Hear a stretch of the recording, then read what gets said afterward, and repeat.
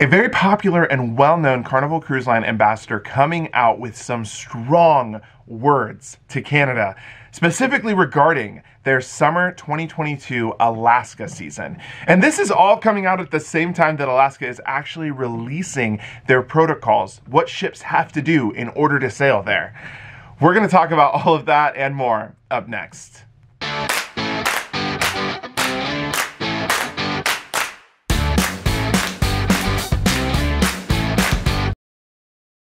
Well, hey everybody, thank you so much for joining us today. If this is the first time you took the leap and clicked on one of our videos, welcome to the channel. My name is Jordan and this is JJ Cruise.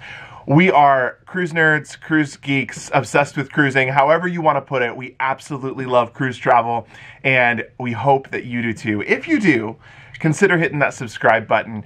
We're on the journey to 20,000 subscribers. We are almost there, and you can help us cross. I want to share we are going to be on the world's largest cruise ship here next week.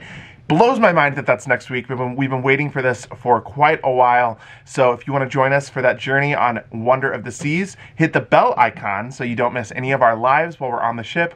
Or moving right into our breaking news today, Canada released finally their protocols that cruise ships must adhere to when coming to the ports in 2022. Now, of course, we know Canada has been closed to cruise travel since the start of the pandemic, so they're away from seeing one of the first cruise ships dock on the west side of Canada to kick off the 2022 summer season to Alaska. And so we're going to go through all of the protocols, and we're going to also talk about what Carnival Cruise Lines is saying in response to Canada, and I should say Canada's lack of speed in getting these protocols out to us. In terms of what you need to know, if you are going to Alaska this summer season and stopping at a Canadian port, you must be fully vaccinated. Canada has come out saying that anyone coming into the country and getting off the ship must have a vaccine in their arm and be fully vaccinated. Something that's interesting here is they don't have an age on the vaccine requirement.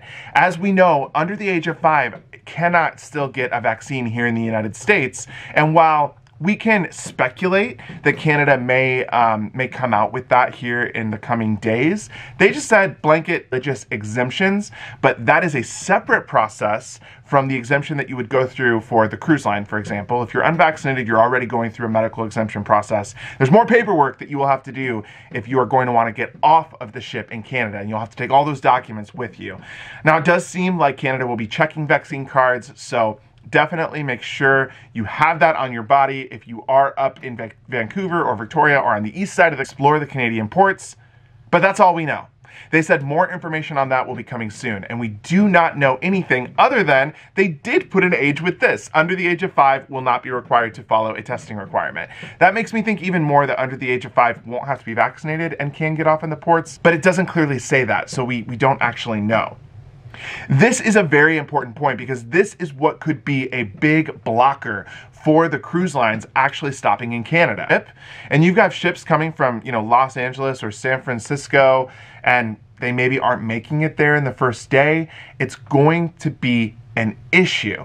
Like the Canada is going to be smart here, and they're going to say whatever the testing requirements are to get on the ship, we are going to also have those same testing requirements, and you'll need to have physical copies of your negative test in hand in order to explore the ports. But until they say that, we don't know. Now this is where John Hild comes in. And yes, that is the Carnival ambassador that we're talking about. Just a couple of days ago, he released a very strong statement on his Facebook page that Carnival Cruise Line is going to do whatever they have to do to get to Alaska. And if that includes bypassing Canada because they can't get their mandates together in time, they will. The details on our summer cruises to Alaska with modifications to protocols the CDC announced last week. We are hopeful of getting more clarity to specific to Alaska very soon. The issue though at the moment is still about resolving Canadian government requirements. If this cannot be worked out promptly, the industry... Those are some pretty strong words coming from John Hild directly to Canada. And look, I don't blame him.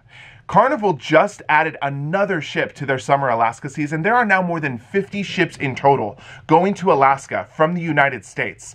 The cruise lines are heavily invested in the Alaska market, and Alaska has said that they're expecting their largest year in tourism ever. So the cruise lines are doubling down. They're saying if you don't get this stuff to us promptly, we will be seeking the government to extend the order that will allow us to bypass your country, and we will go straight to Alaska. Now, there's a couple of additional things here in the Canadian protocols that I don't think are huge deal breakers, but still important to talk about.